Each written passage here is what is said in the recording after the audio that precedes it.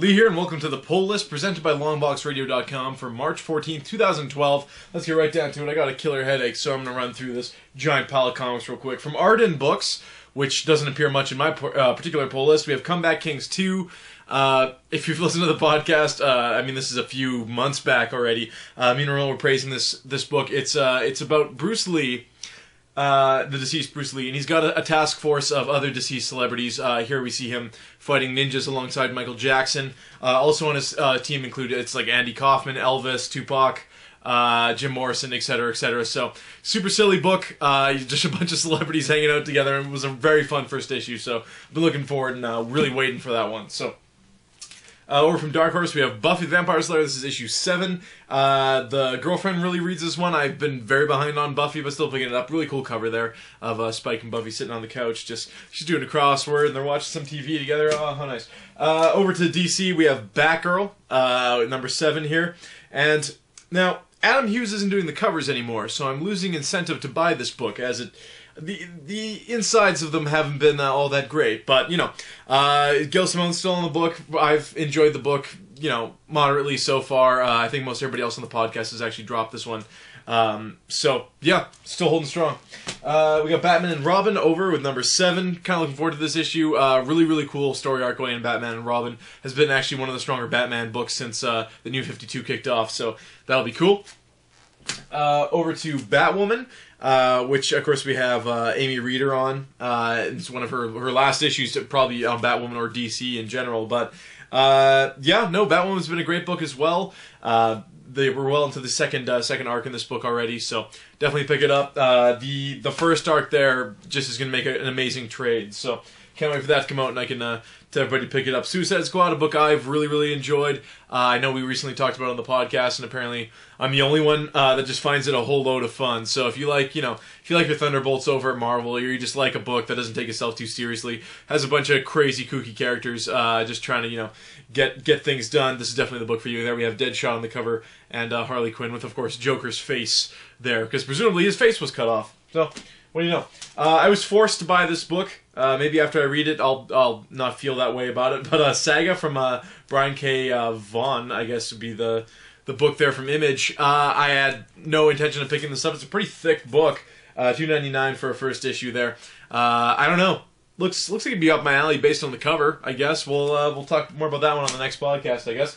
Also from Image, we have Thief of Thieves, which is, of course, from Nick Spencer. Kirkman wrote the story. I think Spencer wrote the actual comic.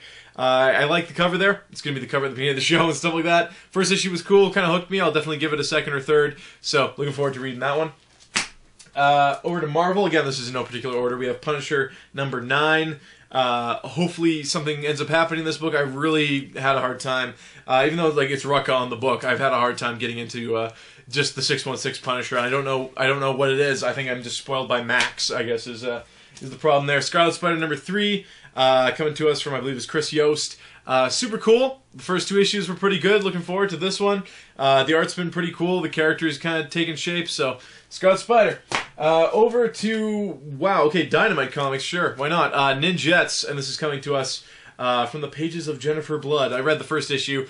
A fine book. I dig the art and stuff like that, so definitely sticking on that one for at least a few more issues. Going over to Image, I guess, again, Top Cow by extension. Artifacts, New Creation Part 2, continuing the imagining of the Top Cow universe. So here we have, I believe this is, the issue 15 of Artifacts, Part 2, since they rebooted it. So, there you go. Over, again, to Image, we have Nancy and Hell on Earth, Part 2. Pretty cool cover there. The first book had a cool cover, too, where it kind of looks like a movie poster. But, super cool book. Again, doesn't have any of the original team working on it, but is a really cool book as well. So if you enjoyed the first 4 issues, you'll enjoy Volume 2 right there. So, check that out. Over to Marvel, we have Avengers 24. Pretty cool cover there of Norman Osborn just being a crazy dude. I've been enjoying Avengers quite a bit. Avengers and New Avengers with the whole Dark Avengers taking down Norman Osborn thing. So I really enjoyed it. Looking forward to reading this one. We have a number 1 here from Marvel. We have Bendis and Bagley's event. It was just fun to say. Avengers Assemble #1, of course, which comes with a free digital copy. And this is, more or less to ramp it up to the movie Avengers. Of course, the team itself you see on the cover there is the movie Avengers team. So I don't actually know a lot about this going into it. I don't know what the storyline's going to be or where it's kind of set in time, but I guess I'll find out, right? Going over to Zeb Wells, Clayton Crane, Carnage USA #4. I'm so sad this is ending in one more issue, but been super cool. Kind of really want to see how this one wraps up, so looking forward to it. There's a poster out of this cover too, so if you really like it, I have one myself when he's wrapped in the American flag, so super cool art there. Over to Fantastic Four 604.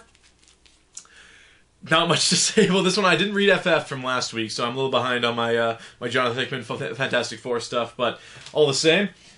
Going over to Incredible Hulk 6, might be one of my last issues of this book. I do love Jason Aaron, I do love Hulk, but this book itself is just, just not doing it for me, so there's that one all the same.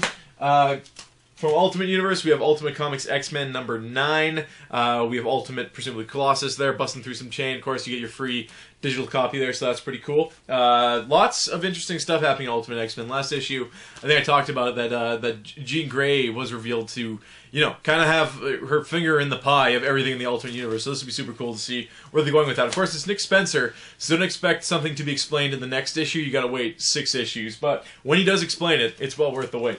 Wolverine and the X-Men, issue 7. I like the cover here. It's pretty cool. We got a pregnant Kitty Pryde still on the bottom. They're just being all creepy, but whatever. I'm actually behind on this book. I haven't read 6 yet, but I can read them back to back now. So, yeah. Also this week, definitely pick up if you are a Jamie McKelvey fan, and you should be. If you don't know who Jamie McKelvey is, look him up and you'll become a fan. But we have X-Men Season 1 hardcover, which is nice and soft. You can take a nap on it. Cats love to sit on it. It's from Dennis Hopeless and then Jamie McKelvey. The cover art, I can't remember who did it, sorry. But if you crack this book open, it's, I don't know, like Jamie McKelvey, of course, Phonogram or Suburban Glamour, which is his own little project. His art is something else. This is a gorgeous book.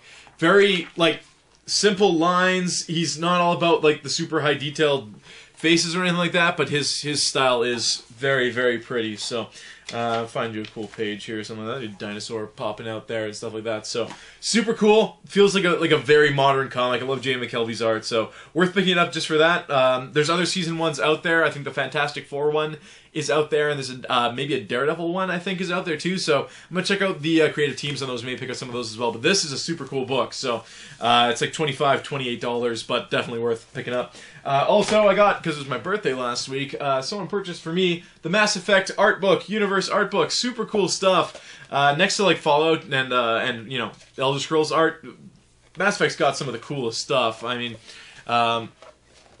definitely cool stuff. You can see all the concept images and stuff like that, all the ships, all the places you're going to go to, the characters and whatnot. So super cool. The only complaint I have with this art book is because it's Mass Effect, the ending sucks, and that's just a little inside joke there. So anyways, past that, I did pick up a poster this week. I'm not going to unravel it until I know where it's going, but it was Jimmy Chung's Avengers vs. X-Men poster, which is super, super cool. It's the one that has Cyclops on the top and he's shooting the eye lasers. You got Cap on the bottom.